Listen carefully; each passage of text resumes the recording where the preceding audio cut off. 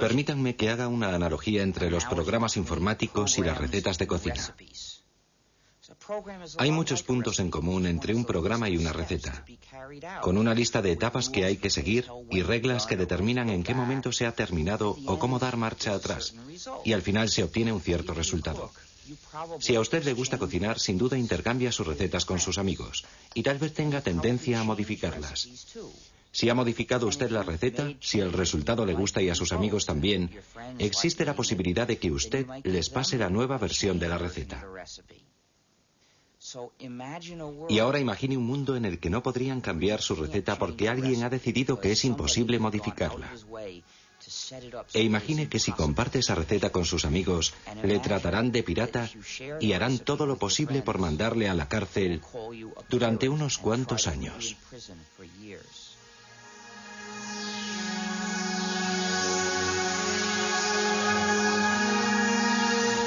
Código Linux.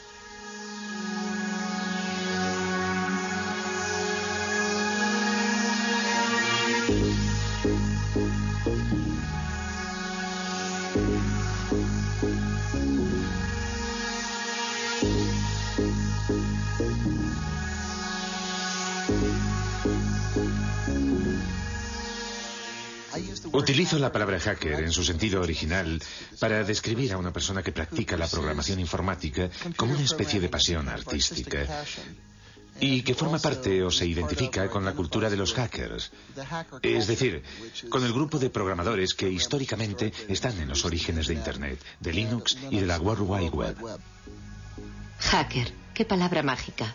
El rebelde de nuestra nueva era. En el principio era el ordenador, luego el ordenador personal y por fin apareció la red que ha conectado a todo el planeta y que recibe el nombre de Net. ¿Contra qué se rebelaron los famosos hackers? Para que nuestros ordenadores funcionen necesitan un sistema operativo. Nuestros hackers se negaron a que ciertas compañías, sobre todo Microsoft, desarrollasen sistemas operativos sin entregar al mismo tiempo los códigos de fabricación que permiten adaptar nuestro ordenador a nuestras propias necesidades. Entonces se pusieron a descifrar los códigos para repartirlos de forma gratuita a través de la red y ponerlos a disposición de todo el mundo. Así se inició esta nueva guerra postmoderna entre Bill Gates, jefe multimillonario de Microsoft, y algunos insolentes e impertinentes programadores que rechazan el sistema cerrado en el que quiere encerrarlos el magnate de la informática. Un pequeño genio de Finlandia lanzó a la red un nuevo sistema operativo para ordenadores y un ejército de programadores del mundo entero trabajó con él para hacer evolucionar y dar una salida a este sistema que compite de frente con Microsoft y que recibe el nombre de Linux. Linus Torvalds ha creado un sistema informático que ha cogido por sorpresa a toda la industria. Linux, un sistema operativo que hoy se utiliza en 8 millones de ordenadores del mundo entero. La revista Wired considera a este hombre joven como el nuevo chamán de Bin Minen y declara que su sistema operativo Linux es el producto más magnífico de Internet. El hecho de que Torvalds distribuya Linux de forma gratuita y revele su código fuente le ha convertido casi en un personaje de culto. Linus Torvalds, genio de la informática, sueña con derrotar a Bill Gates de Microsoft. ¿Será de verdad posible? Algunos dicen que Linus Torvalds ha realizado un milagro.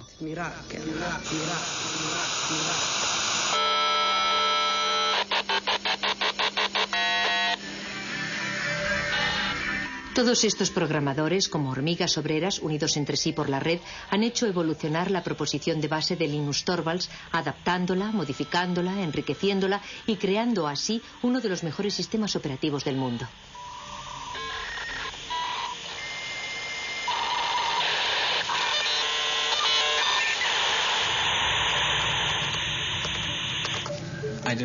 Yo no quería que ningún otro hiciese lo mismo que yo, que tratase de encontrar algo parecido a Linux. Me dije, tal vez otro estudiante de informática necesita un sistema operativo y de esta forma no arrancará de cero.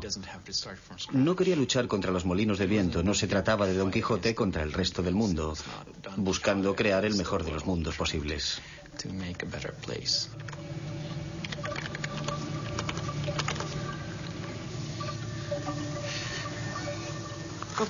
¿Tienes hambre, Randy? Prefiero trabajar con la gente por el correo electrónico a hacerlo cara a cara. Cuando estás delante de una persona tiendes a entrar en todas las discusiones típicas de las reuniones y a perderte en detalles que sobre todo no deberían tener importancia. Cuando te comunicas por email en general te tomas un tiempo para reflexionar antes de enviar tu respuesta.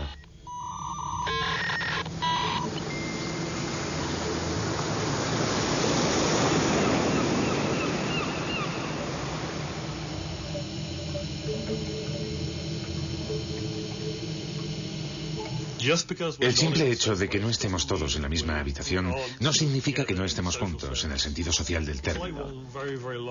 Es como si compartiéramos una oficina muy grande. Incluso nos peleamos y reñimos por Internet. Es un proyecto enorme.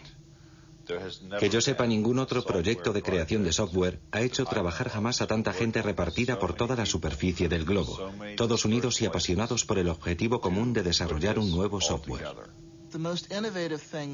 Lo más innovador de la comunidad Linux no es su código fuente, sino más bien toda la maquinaria social que se ha creado a su alrededor.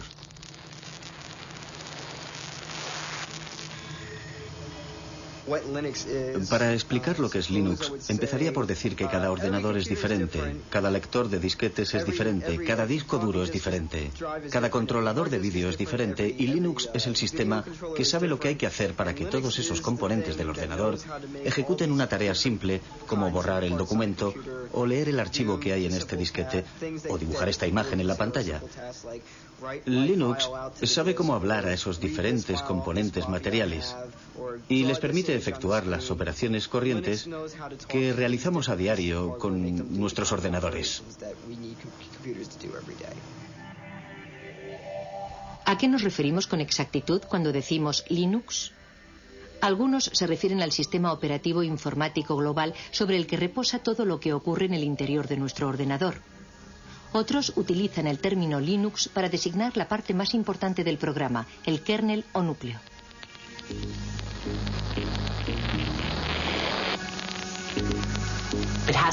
Hay que remontarse a la persona gracias a la que empezó todo, que utilizó Internet para crear una comunidad de individuos en la que todos tenían la sensación de que su contribución era válida. Y esa capacidad para fomentar la cooperación solo podía provenir de una persona educada en un país como Finlandia.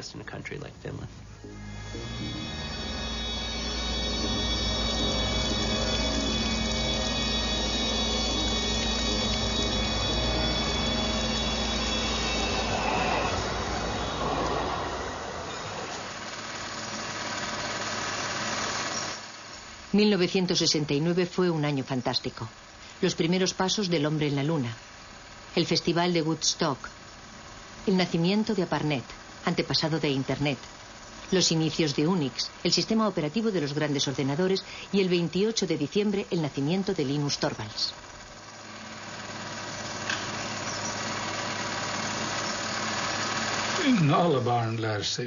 Todos los niños aprenden sobre todo jugando. Por eso fue de verdad muy importante que Linus entrase en el mundo de la informática en un momento en el que los ordenadores todavía eran muy simples. Para un niño de 10 o 12 años era fácil darse cuenta de lo que había en el interior del ordenador, comprender su esencia. Para los niños y las niñas de hoy día es mucho más difícil comprender el mismo tipo de cosas, porque hay demasiados niveles y elementos complicados en los ordenadores actuales para que puedan adquirir el tipo de instinto y de comprensión que Linus adquirió a través del juego.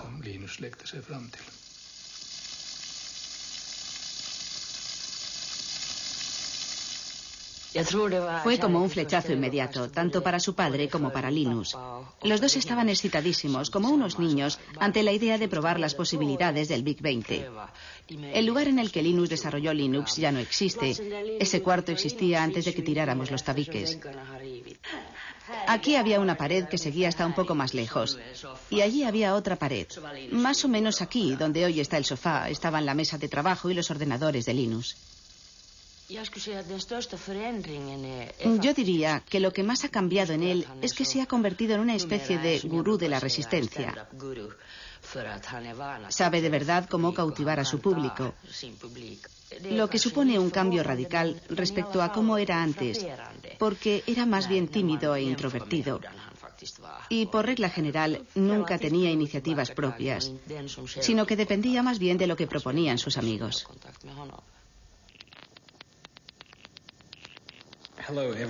Hola a todos los que utilizan Minix. Estoy creando un sistema operativo gratuito. Es solo un hobby, no se trata de nada enorme ni profesional como GNU para los clones 386-486-AT. Me gustaría recibir todo tipo de comentarios sobre lo que la gente piensa de Minix, porque mi sistema operativo se parece un poco al suyo. Todas las sugerencias serán bien recibidas, aunque no prometo que las vaya a incluir todas. Firmado linustorvalds@cruna.helsinki.fi. 1991. Se derrumba la Unión Soviética. Comienza la Guerra del Golfo. El físico británico Tim Berners-Lee crea un sistema de hipertexto al que llama World Wide Web. Microsoft va camino de dominar el mundo. Y el 17 de septiembre, Linus Torvalds envía la primera versión de Linux, la 0.01, al mundo entero vía Internet. Las primeras reacciones llegan al cabo de pocas horas.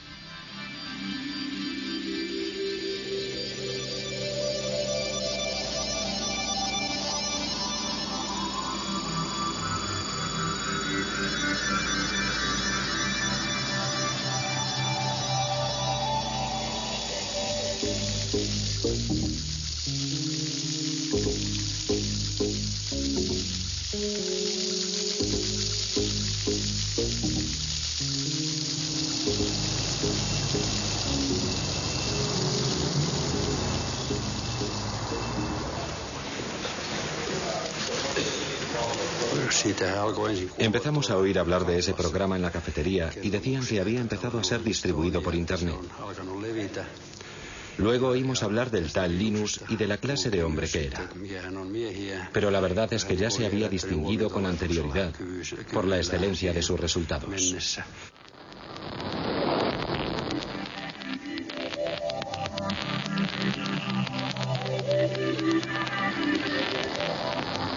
Linus Torvalds creó Linux a partir del sistema operativo Unix. Ken Thompson y Dennis Ritchie, de los laboratorios AT&T Bell, habían realizado la primera versión del sistema operativo de Unix en 1969. Unix era de libre acceso y se hizo muy popular en el medio universitario. Su filosofía se basaba en dos conceptos. En primer lugar, que todo es un archivo. Y en segundo lugar, que cuando creas un programa escribes cosas que cumplen una sola finalidad, pero que la cumplen bien.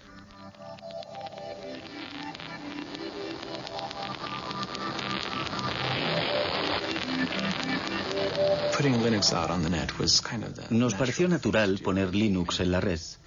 Había muchas y buenas razones para ello. En especial el hecho de que era una buena idea hacer que Linux fuese accesible a otra gente que podría ponerlo a prueba y enviarme sus comentarios. De hecho, Linus podía elegir entre dos opciones. Podía distribuir Linux de forma gratuita o podía tratar de venderlo. Linux jamás se habría vuelto tan importante si Linus Torvalds hubiese tratado de obtener un beneficio comercial.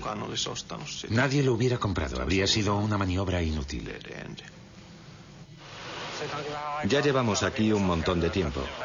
La distribución de Linux está en su tercera generación.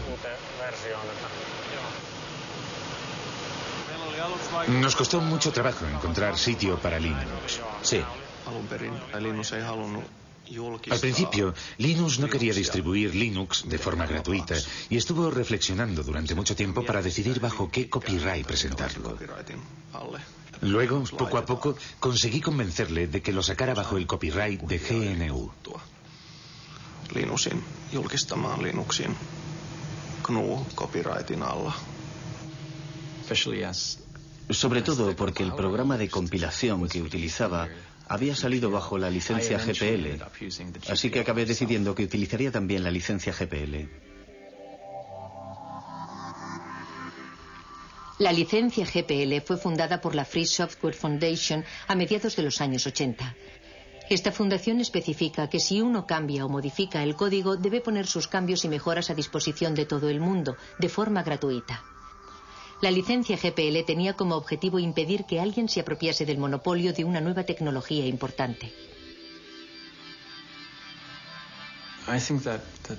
Pienso que el momento era bueno. Creo que un año antes no habría podido funcionar. Y un año más tarde, cualquier otro habría sacado algo parecido. Internet todavía no había calado de verdad entre el gran público, aunque sí había calado hondo en las redes universitarias. Yo había escrito un programa de lista de correo utilizando el lenguaje de programación C. Tenía que desarrollarlo y añadirle funciones, porque muy pronto hubo miles de personas interesadas en él. Me llevé una sorpresa enorme de que las cosas funcionaran en progresión geométrica. 1 millar de usuarios se transformaba al día siguiente en 2000 y al otro día ya tenías 4000 usuarios. Sin Internet, el desarrollo de Linux habría sido como querer jugar al ajedrez por correo.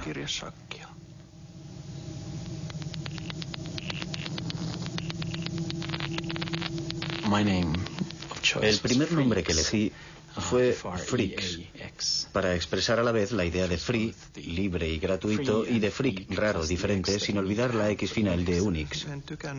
A mí no me gustaba la idea de llamarlo Freaks. No me parecía un nombre muy comercial. Ari Lemke, que sacó Linux en el sitio FTP, pensaba que era una mala idea y odiaba de verdad ese nombre. Así que cuando lanzó el sitio FTP lo bautizó como Linux porque sabía que ese nombre iba a funcionar. Nos quedamos con ese nombre, que está claro que es muchísimo mejor.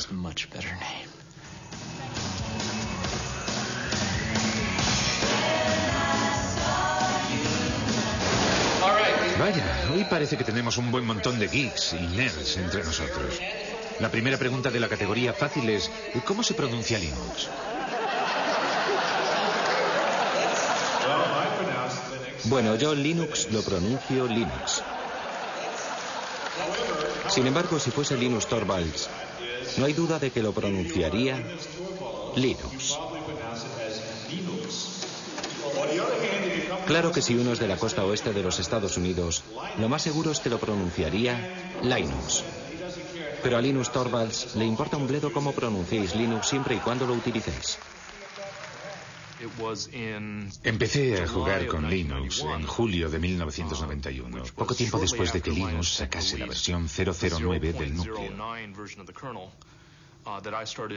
Lo descargué desde Finlandia, jugué con él y me pareció que era muy caro. En aquella época la anchura de la banda de Internet en la conexión transatlántica era muy limitada. Así que resultaba muy trabajoso descargar todos esos paquetes desde Finlandia.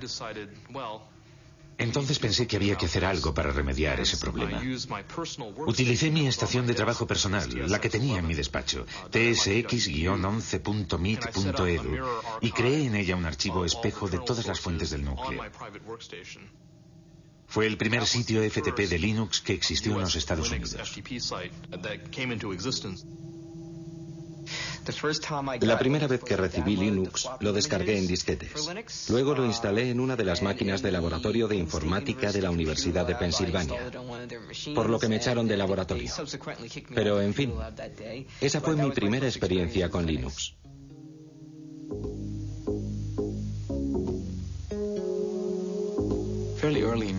Bastante pronto, en 1992, cuando había 50 o 100 usuarios, me di cuenta de que ya no conocía a nadie.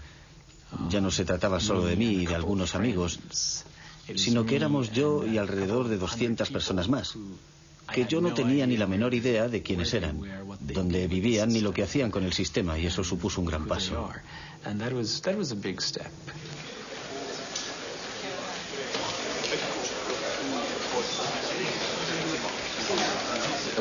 En 1994 el lanzamiento de la versión 1.0 fue muy importante y significó mucho para mí porque había supuesto muchísimo trabajo. Supuso sin lugar a dudas un hito en la utilización comercial de Linux. Antes de la versión 1.0 era realmente muy difícil utilizar Linux con fines comerciales. Les doy la bienvenida al lanzamiento del sistema operativo Linux. Miksi tämmöistä Unixia ollenkaan tehdään? Al principio, Linux fue desarrollado para Unix, en especial para un contexto universitario, porque si bien existe una versión para ordenadores personales, su precio es muy elevado. Se puede comprar un DOS para un ordenador personal por 200 marcos, pero Unix puede representar con facilidad un desembolso de 20.000 marcos, que es un precio demasiado caro para un estudiante. Vayan a una tienda de informática y pregunten si tienen el SCU Unix y les contestarán que si están locos. Porque la verdad es que es mucho más sencillo hacérselo uno mismo.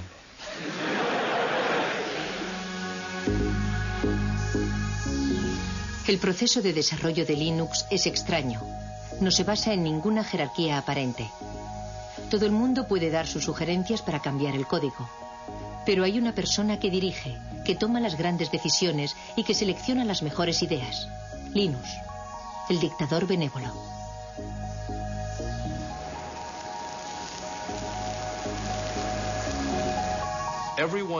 Todo el mundo sabía que ese grupo de trabajo necesitaba un jefe. Y Linus era el líder ideal, porque fue quien creó el núcleo de Linux y porque tiene grandes cualidades para el liderazgo. Sin embargo, en la vida real es bastante humilde y jamás se atribuye un mérito que no le corresponde.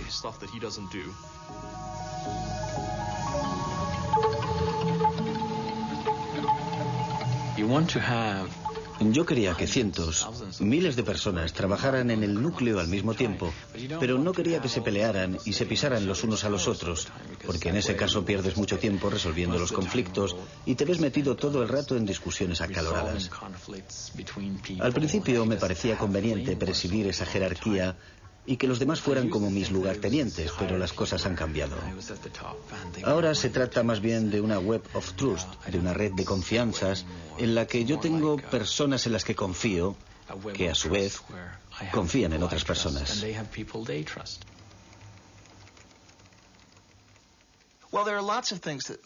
A los que desarrollan los sistemas les motivan muchas cosas, como el orgullo artístico, la satisfacción del trabajo bien hecho, casi artesano, el sentimiento idealista de formar parte de algo más importante y más grande que uno mismo, el deseo de ayudar a la gente y de encontrar soluciones a los problemas. Y a falta de remuneración, en la mayor parte de los casos esa gente busca sobre todo forjarse una cierta reputación entre sus colegas. Uno de los puntos fuertes del desarrollo de Linux es que casi todos los creadores de software pueden ser contactados directamente por correo electrónico. Ted Su jugó un papel fundamental en la difusión de Linux en los Estados Unidos.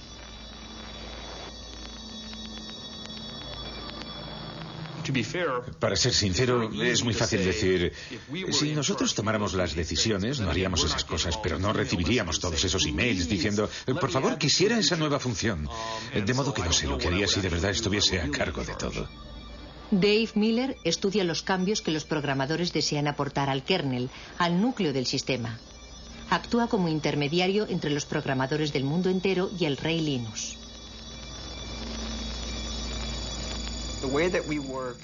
Nuestra forma de trabajar es la siguiente. Puedes hablar durante todo el día de una gran idea o de una solución genial, pero tienes que proponernos algo. Enséñame algo concreto, envíame un fragmento de código, algo tangible, que yo mismo pueda probar para hacerme una idea de qué se trata, en vez de pasarte el día entero hablando del asunto de forma abstracta. Alan Cox, un hacker renacentista, es el colaborador más cercano de Linus, su mano derecha.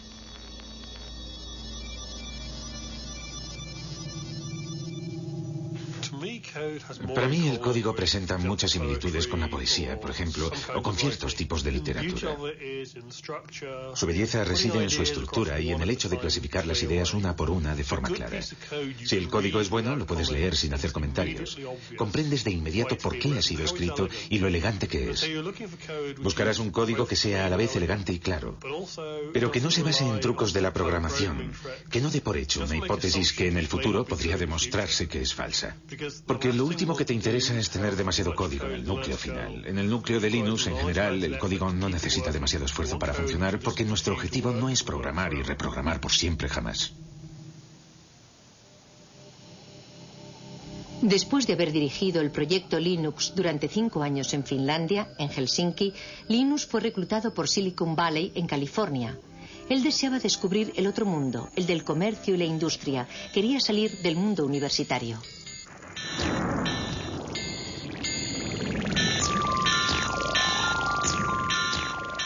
Usted es una figura poco ortodoxa dentro del universo de Silicon Valley. ¿Qué van a hacer con usted? ¿No corre el riesgo de dejarse llevar por el aspecto comercial y enloquecido del lugar?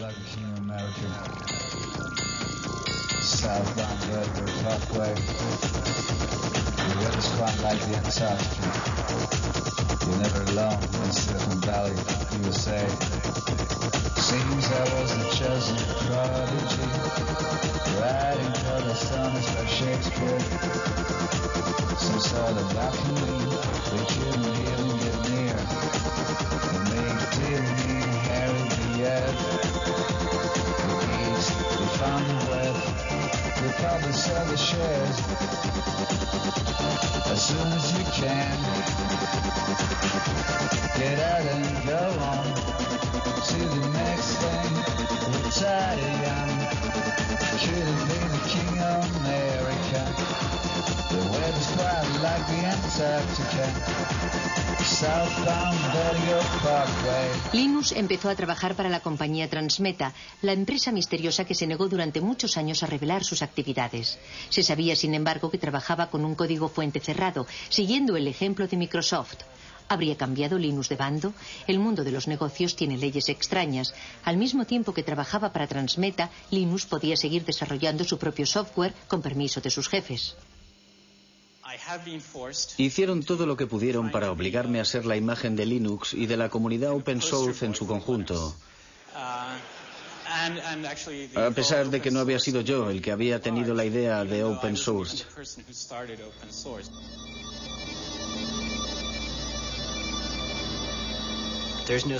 Nadie representa él solo toda la historia y no hay un solo punto de partida. Es como el bambú, que no se sabe dónde empieza y dónde termina. En mi opinión, este movimiento no tiene nada de nuevo. Anda flotando por ahí desde hace bastante tiempo. Recuerden la actitud general que teníamos en los años 70 respecto a Unix. Aunque técnicamente no se trataba de un código fuente abierto y no era gratuito.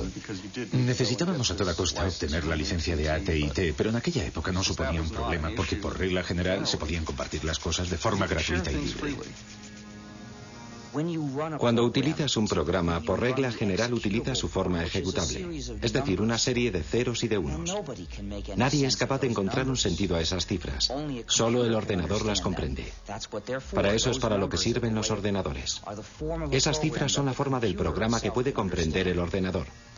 Pero para los seres humanos resulta muy difícil saber lo que significan.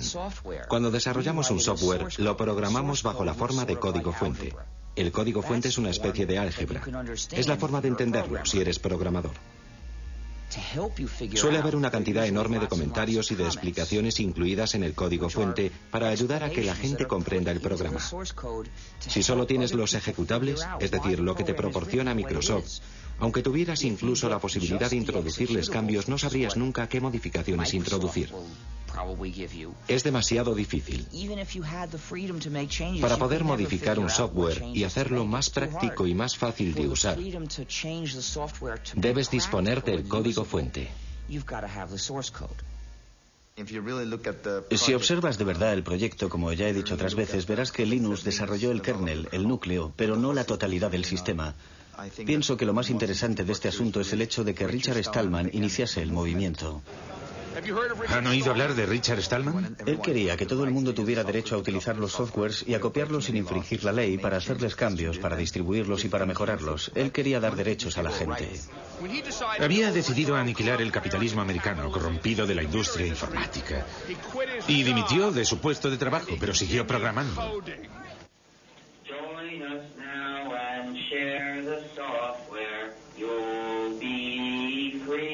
Hackers, you'll be free. Join us now and share the software. You'll be free. Hackers, you'll be free. Tengo tendencia a pensar en las cosas en términos de justicia, de libertad y de ética. Lancé la idea en noviembre de 1983, pero todo comenzó en enero de 1984, cuando dimití de mi puesto en el MIT para empezar a desarrollar un sistema operativo gratuito, al que bauticé con el nombre de GNU. Esto es GNU y esto es GPL, General Public License. Evidentemente el núcleo se encuentra bajo GPL. La idea del software libre hace referencia a la libertad, no al precio. Es una lástima que en inglés la palabra free sea ambigua y tenga significados diferentes. Puede significar gratuito, pero también libre. Y yo prefiero pensar en libertad de expresión que en cerveza gratis.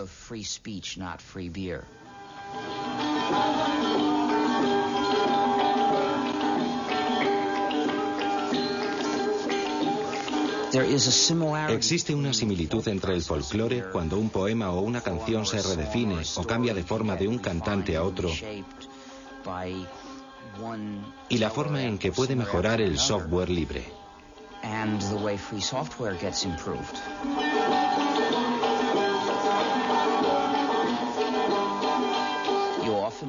A menudo el software libre es desarrollado por un grupo de personas que no incluye a ninguno de los que lo desarrollaron al principio.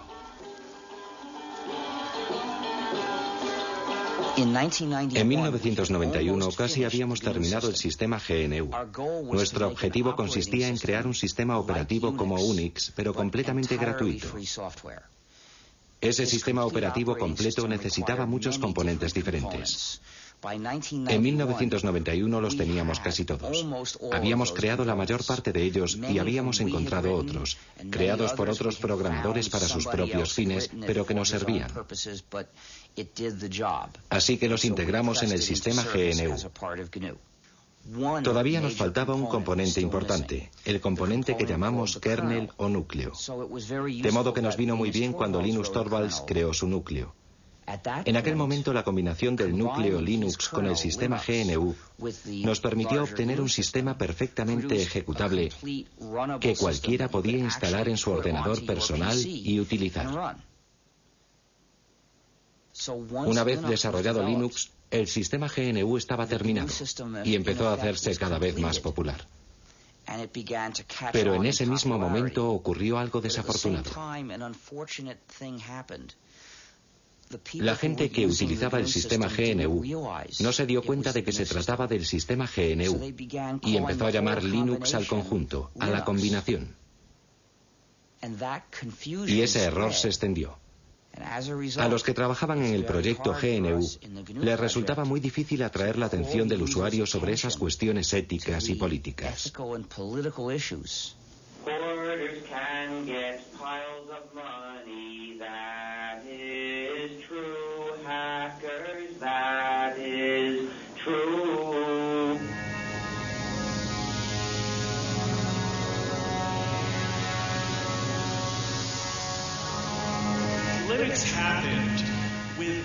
Linux nació sin la ayuda de ricos inversores, incluso a pesar de esa ayuda.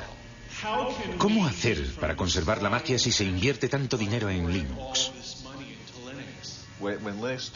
Cuando Linux se empezó a comercializar, la gente dijo, no queremos guardar nuestro pequeño proyecto para nosotros solos, y nadie debe ganar dinero con él.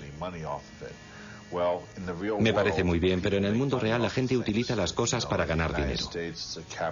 Los Estados Unidos son una sociedad capitalista. Europa es una sociedad capitalista. Para que las empresas puedan empezar a utilizar Linux, necesitan tratar con alguien que sea capaz de proporcionarles la ayuda que esperan, que les venda el material, ese tipo de cosas. Y la gente que vende el material y la ayuda va a ganar dinero.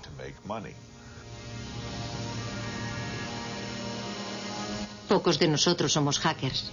En realidad, son muy pocos los que harán el esfuerzo de descargar su propia versión de Linux en Internet. Todavía son menos los que se dedicarán a tratar de mejorar el código mismo. Aunque Linux sea difícil de utilizar, los clientes han sabido apreciar su gran fiabilidad y la accesibilidad de su código fuente. Para las empresas visionarias se trataba de una oportunidad que no se podía pasar por alto.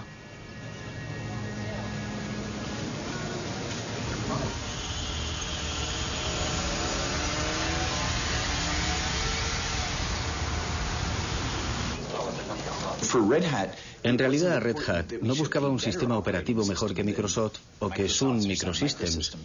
Lo que más nos interesaba era poder contar con un sistema operativo capaz de resolver los problemas que nuestros clientes no podían arreglar con un software tradicional. Nos dimos cuenta de lo que estábamos haciendo.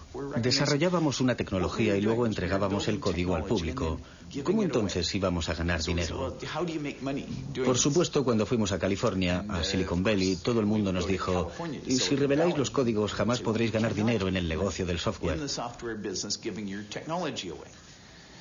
Cuando regresamos, hablamos con nuestros clientes y nos dimos cuenta de que lo único que los mantenía fieles a nosotros era precisamente el hecho de que nosotros revelábamos los códigos y que por primera vez podían controlar la tecnología que utilizaban.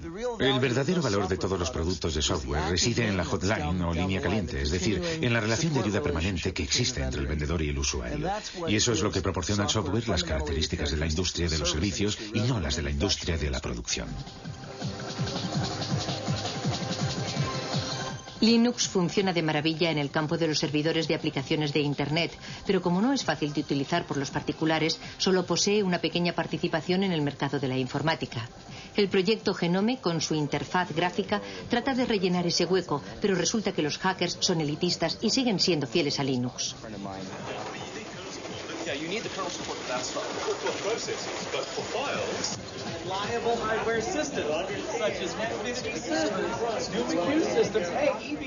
Miren quién está ahí. Es un pingüino. Hola, pingüino. Vaya, pero si es Tax. Hola, Tax. El trabajo de Linus Torvalds crea todavía más millonarios y billonarios y le está haciendo salir canas al hombre que de lejos es el más rico del mundo, Bill Gates.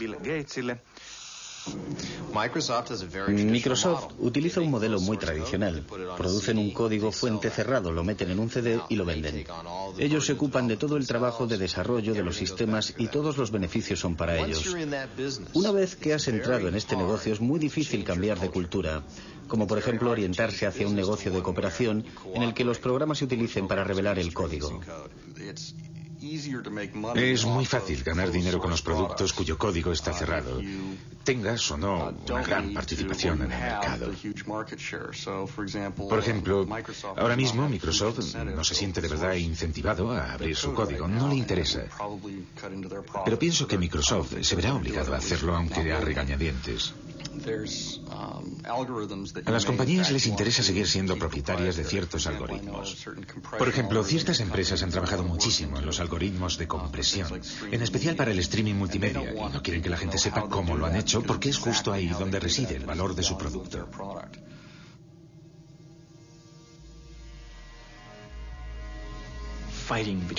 La famosa lucha entre Linus, líder de Linux, y Bill Gates, líder de Microsoft, empieza a tomar un cariz realmente personal.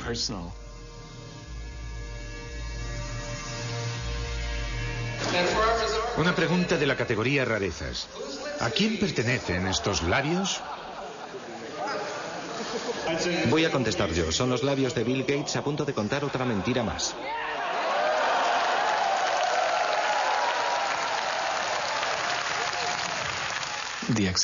La aceptación de Linux se ha visto muy favorecida por el hecho de que la gente sabía de su existencia por la prensa. El aspecto David contra Goliat de la historia nos ayudó un poco, aunque en realidad eso no sea cierto del todo. La gente espera de los demás que sean amables y hagan bien las cosas. Yo no pienso que eso sea cierto ni que deba serlo. El poder de Linux es que, aunque no te ayude nadie, siempre podrás disponer de tu propia copia de Linux. Y la posibilidad de hacer con ella lo que te dé la gana. Quiero evitar convertirme en el político de Linux. Quiero que todo el mundo piense que soy un buen tipo y que soy una persona que no hace trampas. Linus, una última pregunta. Yo soy de la India. ¿Hay muchos indios que contribuyan al desarrollo del núcleo? No, no hay muchos. ¿Qué mensaje le gustaría mandarles para que sean cada vez más los que se unan a su proyecto? En mi opinión es solo un problema de infraestructuras. No siempre tienen acceso a Internet o disponen solo de una conexión muy lenta. Y pienso que la gente quizás no está acostumbrada a ese tipo de colaboración por Internet y se pone un poco nerviosa. ¿Tienen un mensaje para motivarles, para hacer que vengan más programadores? No conozco los problemas de la India, pero sin duda existirán problemas locales que solo los indios pueden resolver. Problemas que al continente americano no le importan en absoluto. En mi opinión resulta muy estimulante cuando alguien dice: yo puedo resolver ese problema, puedo crear mi propia versión de Linux que me convendrá mucho más. ¿Entendido? Y eso vale para un indio, para cualquiera. Eso es lo que debe motivar a la gente, aunque por otro lado, diga lo que diga yo, no tienen por qué hacerme caso. Linus, solo un momento. Muchas gracias. Gracias a usted. La próxima vez que visite la India... Lo intentaré, pero... debería pasar unas largas vacaciones. Trabajo para una revista holandesa. ¿Piensa ir a los Países Bajos?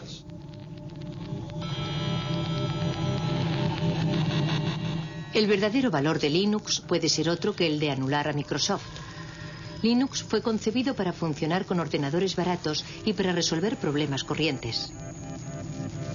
Si uno no tiene bastante dinero, representa una verdadera alternativa totalmente gratuita. El proyecto Linux empezó en Europa y en los Estados Unidos, pero hoy día el software libre permite encontrar siempre nuevos programadores, procedentes incluso de países en los que la informática está dando todavía sus primeros pasos.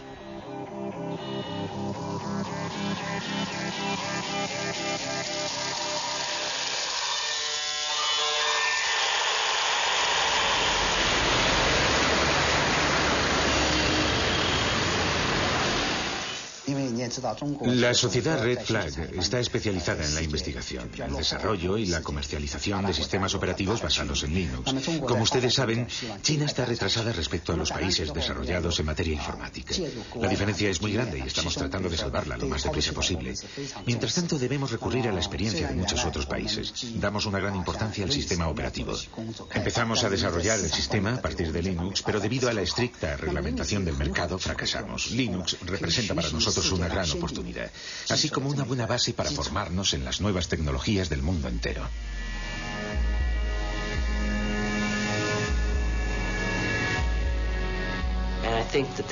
Es la mayor transferencia de riqueza que se haya visto jamás entre lo que llamamos el norte industrializado, Europa y Estados Unidos, y el tercer mundo.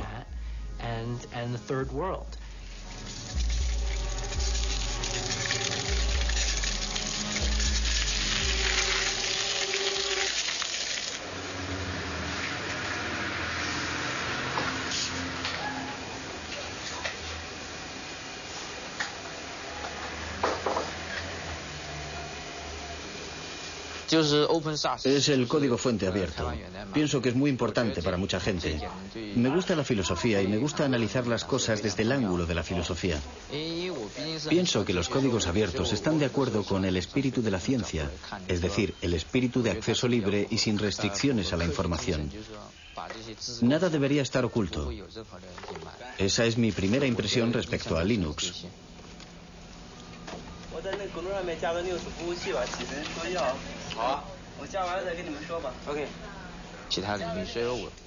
Ese espíritu se podría extender a otros campos.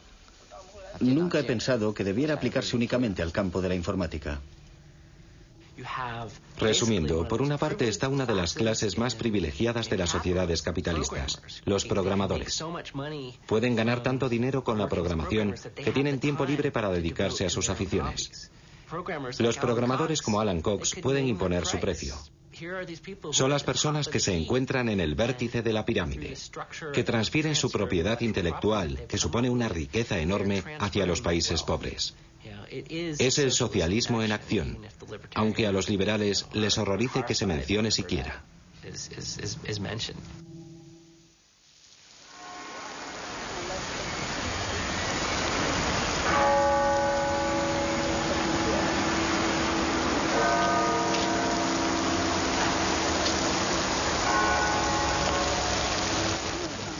Los proyectos open source han sido comparados al desarrollo de la ciencia. La ciencia en sí misma no da dinero. Son las aplicaciones industriales de las investigaciones las que crean riqueza. Para los hackers, partidarios de la open source, el desarrollo de Linux ha sido siempre un proyecto voluntario de tipo científico, un auténtico hobby. Los expertos más valiosos de Linux acabaron por ser contratados por otras compañías. En 1999, durante el auge de la economía de la red y de los negocios electrónicos, algunas empresas Linux cotizaron en bolsa. Wall Street anunció que las acciones de Linux alcanzaron valores récord.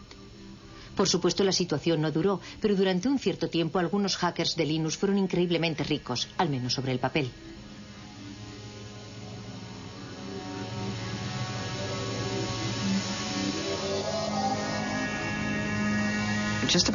Antes de esa locura bursátil, todos los que participaban en el desarrollo del núcleo y ganaban dinero con Linux permanecieron bastante fieles a sus valores al aceptar esos puestos en nuevas empresas.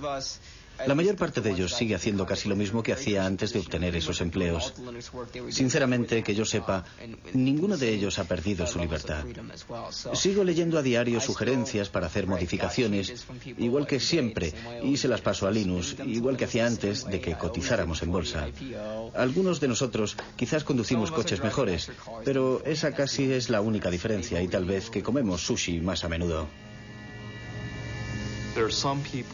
Algunas personas tuvieron suerte al unirse a la empresa adecuada en el momento adecuado y se las han arreglado para beneficiarse de la salida a bolsa.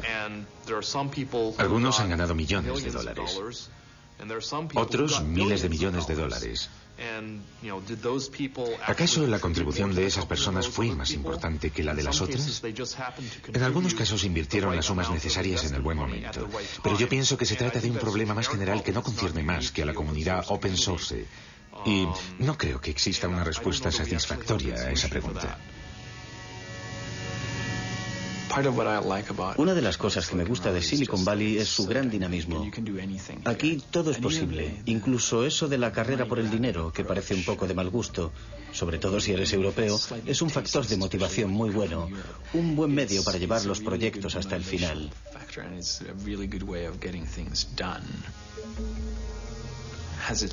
¿Me ha hecho cambiar el hecho de vivir aquí? Supongo que sí.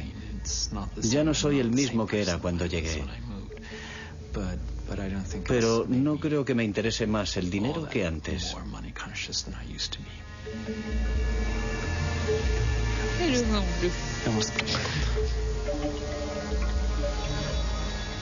El 11 de septiembre de 2001 trastornó nuestro mundo. Los atentados suicidas de Nueva York asestaron un golpe terrible a la economía, lo mismo que al mundo de la informática. ¿Qué quedará del fenómeno Linux? Hoy día, fragmentos enteros del famoso código Linux forman parte, sin que nosotros lo sepamos, de nuestra vida cotidiana.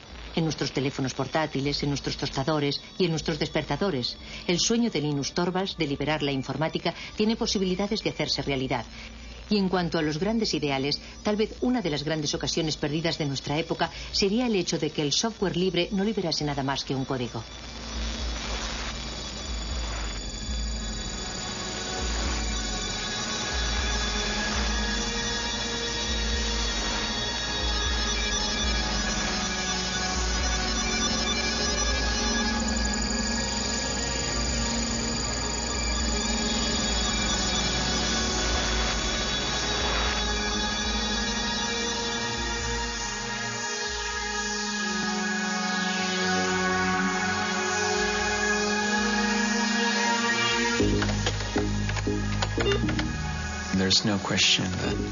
La cuestión no es saber si los progresos tecnológicos dejarán anticuado a Linux en un momento determinado.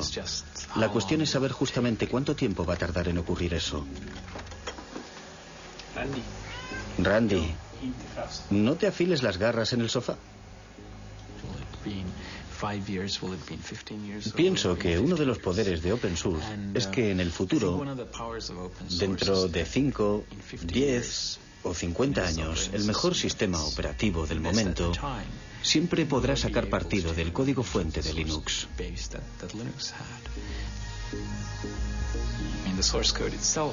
En cierta medida, el código fuente es la memoria de Linux y la gente siempre lo podrá usar como una especie de referencia. Pero hay otra cosa. También existen problemas intangibles relativos al motivo de que se hicieran las cosas de una manera determinada. Yo pienso que esas cuestiones están en el aire, conmigo o sin mí.